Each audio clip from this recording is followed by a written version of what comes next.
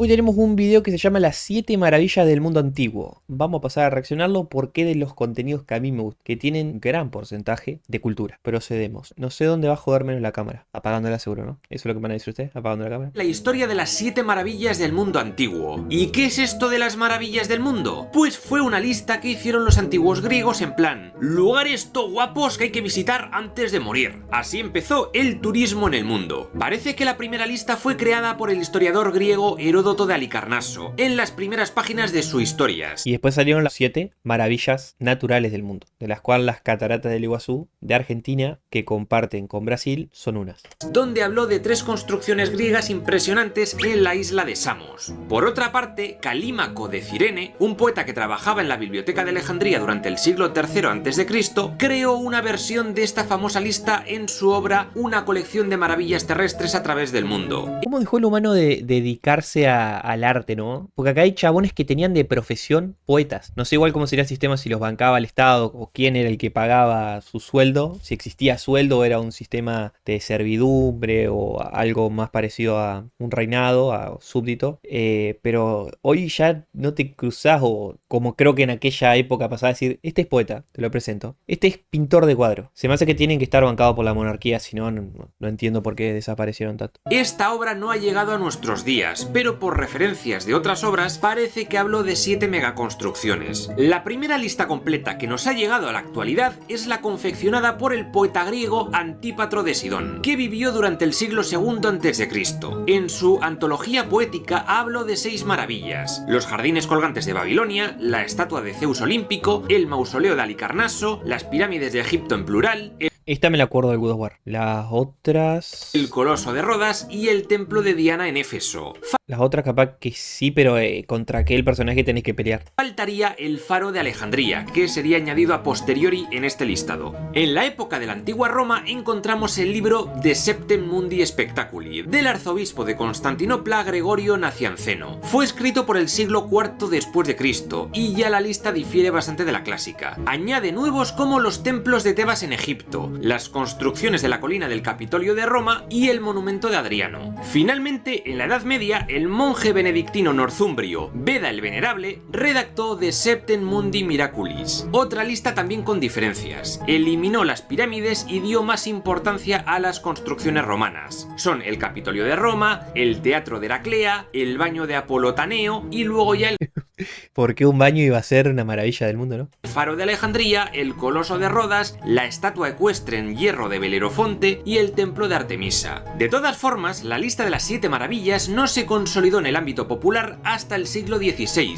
cuando el pintor neerlandés Maarten van Heemskerk creó 7 cuadros representando cada una. Y diréis, ¿qué arduo y delicado proceso siguió este hombre para seleccionarlas? Porque se me canta el culo. Básicamente cogió la lista de Antípatro y tiró pa'lante. Desde luego, el tipo no tenía ni idea de historia ni de arquitectura y pintó unas visiones muy fantasiosas e idealizadas de estas maravillas. Tras esta breve introducción, empecemos con la lista. Pero ¿cómo las pintó sin haberlas visto? La Gran Pirámide de Giza es la maravilla más antigua de esta lista y también la única de todas que sigue en pie. Para conocer su historia tenemos que viajar al reino antiguo de Egipto, concretamente a la época de la cuarta dinastía de faraones, y más concretamente al reinado del faraón Keops. Antes de él, otros faraones ya habían construido las primeras pirámides de Egipto, como la escalonada del faraón Zoser o las 3 que hizo el faraón Seneferu. Estas construcciones servían básicamente como tumbas para estos faraones. Keops quería hacer la mejor, la más tocha, y cuenta la leyenda que obligó a todos los egipcios del reino a trabajar en la construcción, y que incluso prostituyó a su hija para financiar la construcción. Me parece espantoso, o sea, que ocurran esas cosas en las familias es terrible. Así Fíjate que hoy la gente habla mucho de capitalismo, consumismo, lo que sea, pero estos tipos en esta época hacían lo imposible por tener la mejor pirámide para impresionar, quién sabe, a algún dios que tenga o a la gente para que todos sepan que esté ahí. No me importa, pero fíjense que había también mentalidades bastante atrofiadas en esa época. Sí, hacia el año 2570 a.C. aproximadamente, es decir, hace 4500 años, empezó la construcción de esta gran pirámide por parte del arquitecto personal del faraón, Gemiunu. El lugar escogido fue la necrópolis de Giza, muy cerquita de la actual ciudad del Cairo. Su altura era de 140 Me hace ruido una palabra que es necrópolis, me suena a muerte.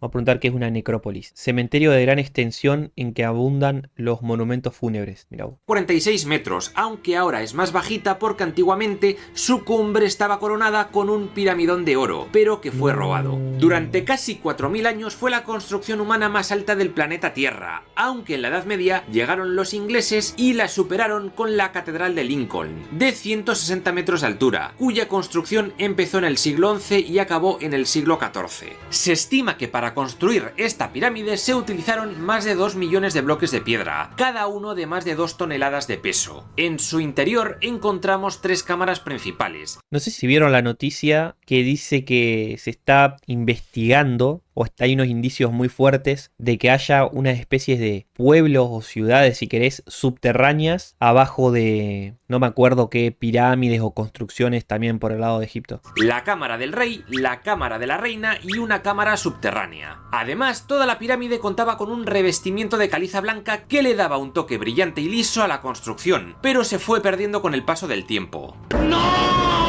Parece que un terremoto ocurrido durante el siglo XIV derribó parte de este recubrimiento. Otra cosa que se cuenta es que, tras la conquista de Egipto por parte de los turcos otomanos, estos usaron esta caliza para construir otras edificaciones por el Cairo. El hijo y luego el nieto de Keops, los faraones Kefren y Micerino respectivamente, fueron quienes ordenaron construir las otras 2 pirámides gigantes que encontramos en Giza. A veces la de Kefren parece un poquito más alta, pero eso es porque está sobre un alto. En realidad es más pequeña, y con la de Micerino no hay duda, es la más pequeña de todas. Como ya dije, la pirámide de Keops es la única de las maravillas que sigue en pie hoy día, y esperemos que siga así por mucho tiempo. Nice. Jardines colgantes de Babilonia. Lo he escuchado, pero no sé si lo he visto. Ahora tenemos que viajar a la antigua ciudad de Babilonia, en la actual Irak, pues parece que allí se levantó hacia el año 600 a.C. una enorme construcción conocida como los Jardines Colgantes de Babilonia. Y digo parece porque realmente nadie está seguro de si esta construcción existió de verdad. Desde luego, en las fuentes babilónicas no Me acuerdo de haber visto algo en History Channel una vez que te hablaban del sistema, que ahí se ve el agua, el sistema hídrico que habían hecho era muy falopa. aparecen por ningún lado, y nuestro querido amigo Heródoto tampoco dijo nada de ella. Parece que Antípatro de Sidón es el primero en mencionarla, y más tarde es mencionada por Beroso, Diodoro Sículo, Estrabón y Flavio Josefo, pero son posteriores a la supuesta existencia de esta maravilla. Como ya digo, parece que estos jardines colgantes fueron levantados hacia el año 600 a.C. por el rey babilonio Nabucodonosor II, junto a su palacio real y junto al río Éufrates. La leyenda cuenta que estos jardines fueron construidos como regalo de este rey a su esposa Amitis, hija del rey medo Ciásares. Tranquilo, boludo, tranquilo. Hoy los pibes quieren que le regalaran una skin de Fortnite y este le regaló unos jardines de Babilonia. El rey buscaba que su esposa recordase las verdes praderas de su tierra y estuviera cómoda y feliz. Estoy contenta, estoy muy contenta. Se trataba de una enorme construcción llena de terrazas elevadas cubiertas por plantas y palmeras y árboles frutales, que eran regados por el agua del río Éufrates gracias a un complejo sistema de riego. Hay una teoría que dice que realmente este jardín colgante estaría situado sobre la fachada escalonada del Etemenanki, es decir, el zigurat de la ciudad de Babilonia, otra megaconstrucción de la época. De todas formas, existen unas tablillas asirias que hablan de que el poderoso rey asirio Senaquerib construyó en la ciudad de Nínive un jardín con terrazas. Y claro, esto habría sido construido un siglo antes, por el año 700 a.C. Lo cierto es que los griegos solían confundir mucho lo babilonio con lo asirio. ¿Serían estos los verdaderos jardines colgantes? No sé la diferencia entre lo babilonio y lo asirio. ¿O quizás fueron los primeros jardines colgantes y Nabucodonosor se copió y creó en Babilonia unos mejores? No se sabe. Más misterioso que esto, pocas cosas. Tras la muerte de Nabucodonosor II, el imperio neobabilónico entró en crisis y en el año 539 a.C. los persas aqueménidas de Ciro el Grande lograron hacerse con el control del territorio. Tras esto no se tiene ni idea de qué ocurrió con estos jardines, pero parece que cuando Alejandro Magno conquistó Babilonia en el año 331 a.C., los jardines colgantes ya estaban prácticamente parcialmente abandonados y parcialmente en ruinas. Y tras la muerte del macedonio y de la guerra de los diádocos, la ciudad fue siendo progresivamente abandonada. Posteriormente, Seleuco I trasladó la capital de su imperio seleucida a la ciudad de Seleucia del Tigris, y con esto ya Babilonia perdió toda su importancia. Hay quien dice que su destrucción ocurrió en el año 125 a.C., cuando la zona estaba ocupada por los partos. La ciudad parece que fue incendiada y casi todas sus grandes obras acabaron destruidas. Claro. Y de sus jardines nunca más se supo. Templo de Artemisa en Éfeso. Ahora pasemos al templo de Artemisa en Éfeso, o Artemision. Para ello, obviamente tenemos que viajar a Éfeso, que Artemision suena a una fiesta electrónica. era una ciudad de la costa oeste de lo que hoy es Turquía, que fue fundada por el siglo X a.C. por griegos jonios procedentes de Ática. Esta ciudad de Éfeso formaba parte, hacia el año 560 a.C., de un reino llamado Lidia. Ese año comenzó a reinar su último monarca, el rey Creso, a quien se le atribuye la creación de las primeras monedas de oro. Hacia el año 575 a.C., este rey Creso conquistó Éfeso y, haciendo uso de su enorme fortuna, mandó construir este santuario a la diosa Artemisa. Parece que su intención era ganarse la lealtad de aquella ciudad, haciendo que le vieran como alguien piadoso y amigo de los griegos. Es muy amable, simpático. En el interior de esta construcción se encontraba una estatua de la diosa Artemisa de más de 2 metros de altura, de madera y con adornos de plata y oro. Artemisa era en la mitología griega la diosa de la fertilidad, Cámbiese el ojo, guris, de la caza, de la vida agreste, de la naturaleza, etc. Y era hija de Zeus y hermana de Apolo. De todas formas, los efesios de aquella época adoraban a una diosa llamada Cibeles, que luego se sincretizó con Artemisa. El templo Ya, la tuvieron que reemplazar. fue diseñado por el arquitecto griego Quersifrón, o Quersifronte de Nosos. Se cuenta que el tipo quería suicidarse porque la obra estaba saliendo mal, pero según la leyenda, Artemisa se le apareció en sueños y le dio ánimos para que la acabase. Claro. Sin embargo, llegaron nuevos problemas. Durante esos años, en el 547 a.C., los persas aqueménidas conquistaron todo el reino de Lidia y mataron a Creso. Pero aún así, las obras continuaron, aunque se complicaron y se tardó más de un siglo en terminar la obra. En Bilbao también pasa mucho esto. ¿Por qué, señor? ¿Por qué? Una vez acabado, el templo de Artemisa de Éfeso se convirtió en un punto de peregrinaje muy importante, siendo visitado constantemente por mercaderes, viajeros e incluso reyes. Todos pagaban tributo a Artemisa con joyas y con otros objetos de valor. Tal fue la riqueza que contenía el templo que se dice que llegó a funcionar como un banco, custodiando depósitos, cambiando moneda o hasta concediendo préstamos.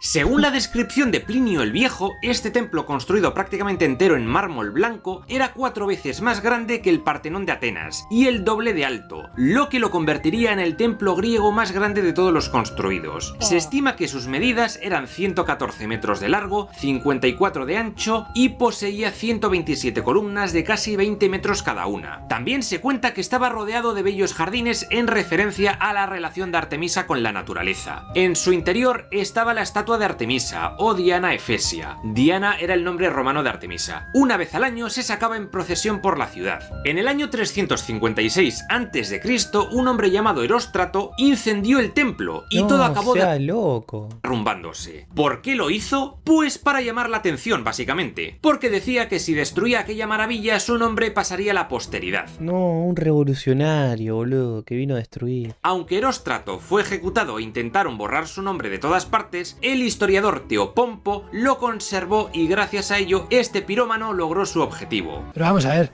¿que somos tontos o qué? El maldito lo logró. Como curiosidad, se dice que el incendio se produjo mientras nacía Alejandro Magno y que la diosa Artemisa no pudo impedirlo porque estaba asistiendo el parto de este importante personaje histórico. Unos años después fue el propio Alejandro Magno, ya crecidito, quien llegó al lugar. El Notas estaba conquistando aquellos territorios y ordenó la reconstrucción del templo. Esta reconstrucción, llevada a cabo por el arquitecto Dinócrates, acabó en el año 323 a.C., que coincidió con la muerte del conquistador macedonio. Con este video me di cuenta que el fucking de Alejandro Magno era un fucking crack. Conquistó lo que pudo. Yo sé que pasa la historia del chabón como Alejandro el Conquistador por todo lo que hizo. Pero No te sé decir territorialmente, desde un mapa a lo lejos, qué partes conquistó. Pero si ves el Imperio Magno, sí, es una cosa enorme. Y no me acuerdo cuántas generaciones más termina durando. Sin embargo, unos 500 años después, hacia el año 265 después de Cristo, en tiempos del emperador romano Galieno, unos godos locos llegaron hasta allí y arrasaron con todo,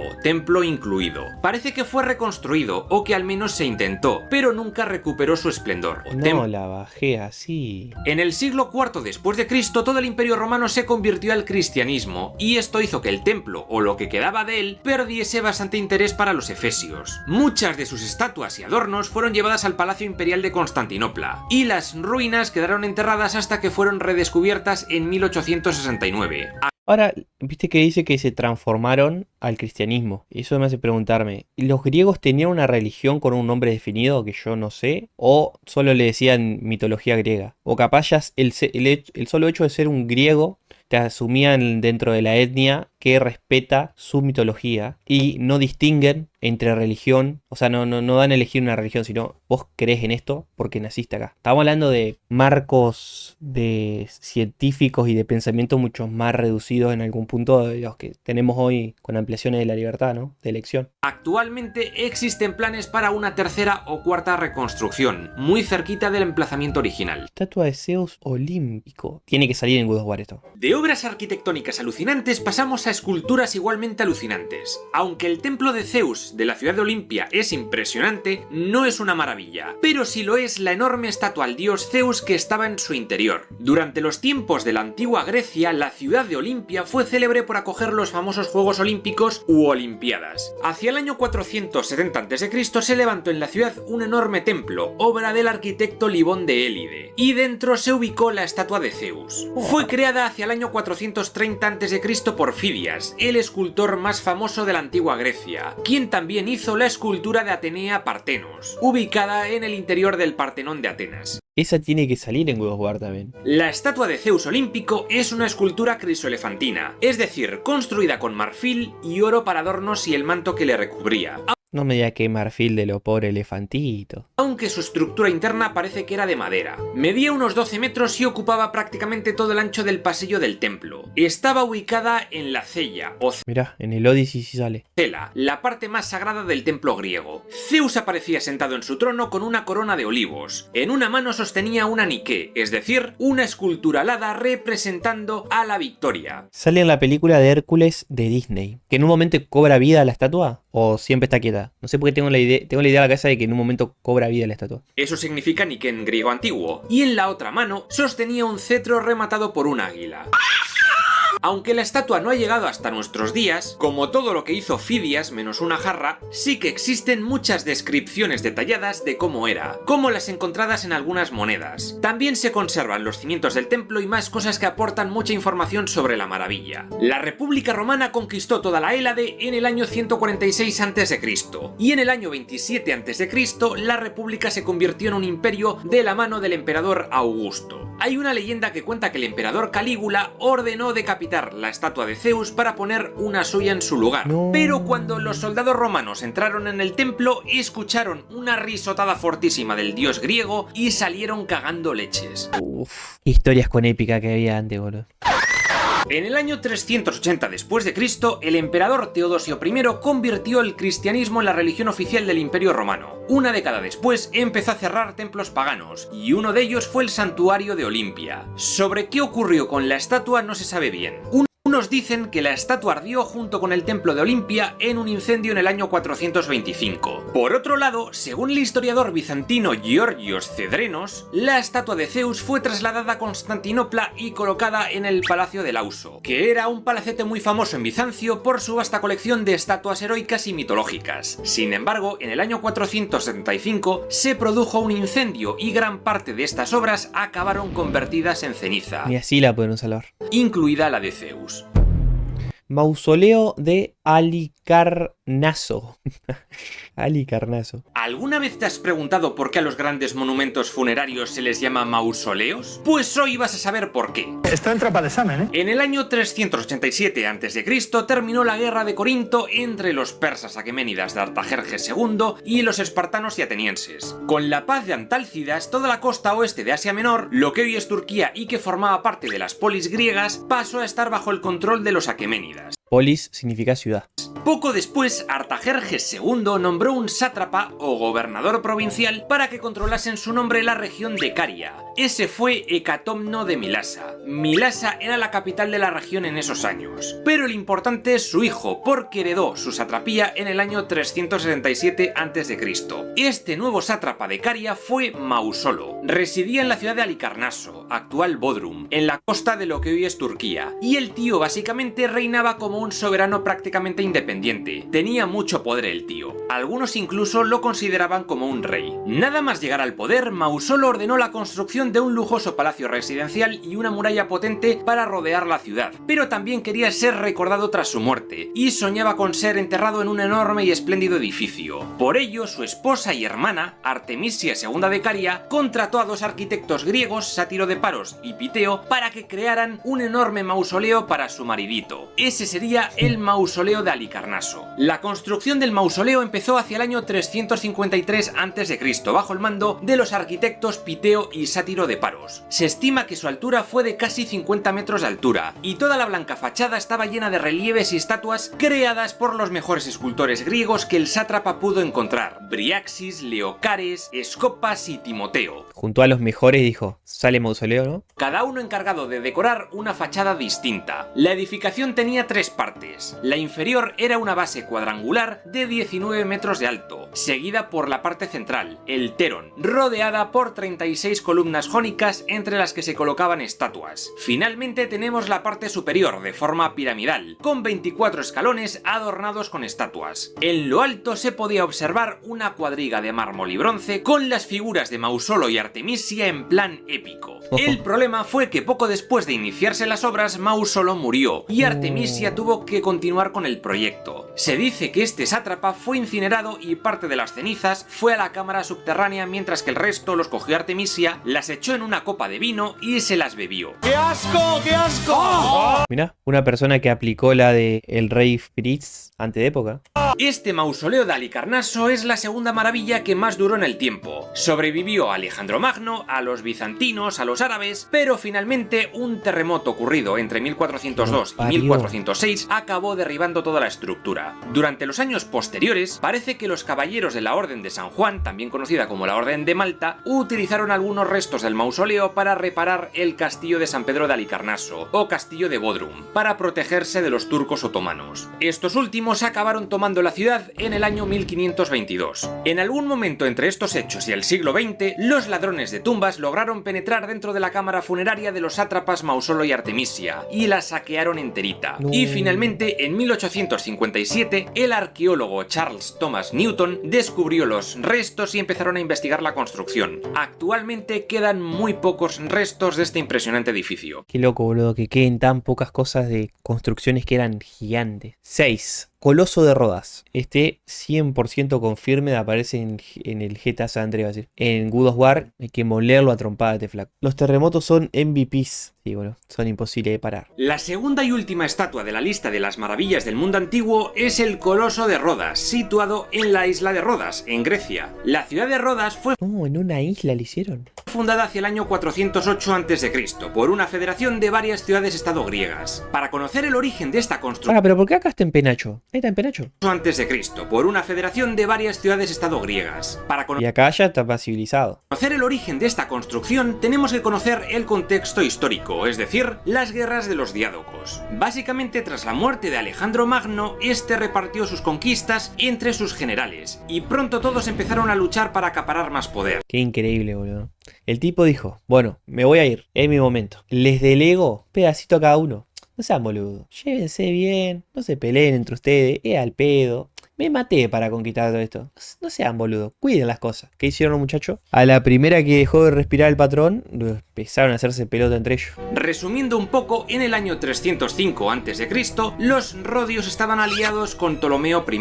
A ese le dicen, che, ¿y cuál es tu baño? Y yo, Ptolomeo. El antiguo general de Alejandro Magno, que ahora dominaba Egipto. Otro de sus generales estaba a broncas con él, Antígono I Monoftalmos, o el Tuerto, rey del imperio Antigónida. Este tenía un hijo llamado Demetrio Poliorcetes, apodo que significa conquistador o asediador de ciudades. Este Demetrio Poliorcetes tuvo la tarea de conquistar la isla de Rodas, y para tal tarea construyó una gigantesca torre de asedio denominada Helépolis, que significaba tomadora de ciudades. Los rodios fueron listos, e inundaron toda la explanada frente a las murallas de la ciudad usando agua, barro y estiércol. Gracias a ello consiguieron detener a aquella bestia de asalto. Mira, seguramente con lo que le voy a decir lo defrauda al Momo, pero tengo en mi conocimiento de historia, tengo muy poco conocimiento de historia en lo que tiene que ver a guerras y a tipos de armamento y demás. Y en esta época que no existía la pólvora, debió haber sido muy interesante los mecanismos para liquidar personas y conquistar territorio. A tope, a tope, a tope. Pronto llegó una flota de Ptolomeo I, aliado de Rodas, y todos juntos atacaron a Demetrio Poliorcetes, quien tuvo que huir con el rabo entre las piernas, abandonando en la isla la mayor parte de su armamento de asedio. Todo esto que Demetrio se dejó fue saqueado por los rodios para financiar la construcción del coloso. Y es que este proyecto nació como conmemoración por la victoria sobre Demetrio Poliorcetes. Por ello, los rodios decidieron levantar una enorme estatua de bronce en su ciudad dedicada al dios griego del sol. Y acá lo hicieron con armadura y con las piernas juntas, tipo una estatua de la libertad. Helios. Fue construida entre los años 294 y 282 a.C. por Cares de Lindos, discípulo del escultor Lisipo. ¿Qué se parece? Tiene la cara de Hernán Crespo, un ex jugador de la selección argentina. Se dice que el tipo presupuestó mal la construcción y acabó arruinado y suicidándose. El coloso tuvo que ser terminado por otro escultor llamado Laques. El gran problema del coloso de Rodas es que, aunque existen algunas descripciones y el tamaño que más o menos pudo tener, no nos ha llegado ninguna representación de qué aspecto tenía. Se estima que pudo haber tenido una altura de entre 30 y 35 metros y pesaría unas 70 toneladas. Su estructura consistía en un armazón de hierro rodeado por placas de bronce. Pero hay algo clave que me tienen que confirmar. ¿El chabón tenía las piernas divididas y abajo de él pasaban las embarcaciones o no? Yo por lo menos necesito saber eso. En muchas ilustraciones se representa a esta estatua con las piernas abiertas en la bocana del puerto de Rodas. Y parece que esto no era así. No. Lo más probable es que estuviese con las piernas juntas en algún lugar alto de la ciudad. En la Acrópolis, según las últimas teorías, no en el puerto. Una acrópolis es un recinto fortificado situado en la parte más alta de las antiguas ciudades griegas, donde se emplazaban templos y edificios públicos. Y si yo te pregunto qué es una fortaleza, defensa natural que tiene un lugar opuesto por su misma situación. Ah, porque yo fui a la fortaleza de Artigas y pensé que era algo muy parecido, porque también era la parte más alta de... no me acuerdo qué lugar de Montevideo. En la actualidad, de este coloso de Rodas no queda absolutamente nada. Solo 66 años después de su construcción, en el año 226 a.C., hubo un terremoto de la hostia y toda la estructura se vino abajo. Ptolomeo III de Egipto ofreció a los rodios mucho dinero para que volvieran a levantar la estatua, pero parece que estos no se atrevieron porque un oráculo lo desaconsejaba. Chao. Y así el coloso permaneció tumbado donde cayó. Si el oráculo te dice que no, olvídate. Hoy en la modernidad, desde que tengo uso de razón, no me acuerdo haber escuchado de terremotos en estas zonas de África, sería. África y parte de Asia. No me acuerdo. Bueno, si te vas más a Asia, sí, que Japón. Sin embargo, hacia el año 654 después de Cristo, los musulmanes llegaron a la isla de Rodas. Como botín, decidieron desmantelar toda la estatua para vender el bronce por piezas. La leyenda cuenta que un judío de Edesa, en la actual Siria, compró casi todo y dijo haber necesitado 900 camellos para cargarlo. Y ese fue el final del coloso de Rodas. Ahora existe un proyecto para reconstruirlo, pero lo quieren hacer de acero y del doble de tamaño. Que lo hagan. Que lo hagan. y con pantallas de luz por todos lados. Le tenía que poner la pantalla LED, boludo. ¿Cómo la cagan ahí? Le van a poner RGB. ¿Podés creer que le van a poner RGB? A que lo parió. Todo lleva RGB hoy en día. ¿Podés creer, boludo? Si le ponen RGB es gamer. Sería el coloso gamer. Faro de Alejandría. Este no me lo acuerdo haberlo escuchado en mi vida. La última de estas maravillas es el Faro de Alejandría, la tercera que más tiempo aguantó en pie. Para conocer esta historia tenemos que remontarnos a la época de Alejandro Magno. Este rey macedonio se puso a conquistar muchas cosas, y entre estas cosas que conquistó estaba Egipto. En el año 331 a.C., en una bahía del delta del Nilo, ordenó la construcción de una suntuosa ciudad en su honor, a la que llamó Alejandría. Hay un establecimiento que se llama Alejandría en The Walking Dead. Tras la muerte de Alejandro, repartió su enorme imperio entre sus generales. Quien se quedó con Egipto fue Ptolomeo, y con él comenzó la dinastía tolemaica o lágida, la última etapa del Egipto antiguo y faraónico. Bajo esta dinastía, la ciudad de Alejandría se convirtió en el principal centro comercial, cultural y de conocimiento del mundo antiguo. El Faro de Alejandría fue construido entre los años 285 y 247 a.C., durante el reinado de Ptolomeo II. La ubicación elegida fue una pequeña isla frente a la ciudad llamada Isla de Faros. De ahí que a partir de esta construcción, a cualquier estructura con forma de torre que sirviese para ayudar a la navegación por medio de luces fijas, se la llamó faro. Se piensa que el arquitecto fue un tal Sóstrato de Gnido, pero hay muchas dudas al respecto. La altura estimada de este faro era de unos 100 metros, algo muy loco en aquella época, y se subía hasta arriba a través de una larguísima rampa de caracol. La mayor parte de la estructura fue construida con bloques sólidos de piedra caliza, mármol y granito. En su parte más alta, el faro albergaba un espejo diurno para reflejar la luz del sol, y una hoguera nocturna que marcaba la posición de la ciudad a los navegantes. O sea, la manera de fabricar luz en esa época era proyectando el sol mediante espejos o vidrios y prendiendo fuego. Además, en lo alto de todo existía una estatua de bronce de unos 7 metros de altura que representaba a Poseidón, o eso es lo que se cree. La última faraona del Egipto tolemaico Chao, si le hacía a Poseidón una estatua de 7 metros en un faro, tenés que tener faro para toda la vida. fue la famosa Cleopatra VII. Sabemos que en el año 47 a.C. ordenó la primera reparación del faro de la que tenemos constancia. Durante la Edad Media, esta construcción sufrió varios terremotos. Los terremotos de los años 796 y 951 agrietaron parcialmente la estructura. Sin embargo, parece que el faro aguantó varios siglos más, hasta que los terremotos de 1303 y 1323 terminaron por derrumbar el faro por completo. Horrible, de pena, de llorar. En aquel tiempo en Egipto gobernaban los sultanes mamelucos y Sultanes mameluco. Qué nombres que pasaron por la historia. parece que estos tipos usaron los restos para levantar un castillo a las afueras de la ciudad. En el año 1468 comenzó a reinar el sultán Qaitbay, y fue este quien, sobre las ruinas del antiguo faro, construyó hacia el 1480 una fortaleza, conocida actualmente como el Fuerte Qaitbay. Parece que el gobierno egipcio tiene planes para reconstruir el faro tal y como era en la época tolemaica. Ya veremos qué tal queda. Que lo hagan, que lo hagan. Pero que no le pongan luces LED para que quede RGB, por favor. Y con esto hemos acabado. Que la hagan a espejo y a fuego, ¿sí? Me importa un carajo todo lo que tiene que ver con el ecologismo y el calentamiento global. Pero a mí me respetás cómo era el funcionamiento antes. Porque si algo me enseñó el Eternauta, es que lo viejo sirve, Juan. Hay de todo para mirar. Pero, ¿qué quiere ver la generación Z? TikTok, TikTok, TikTok.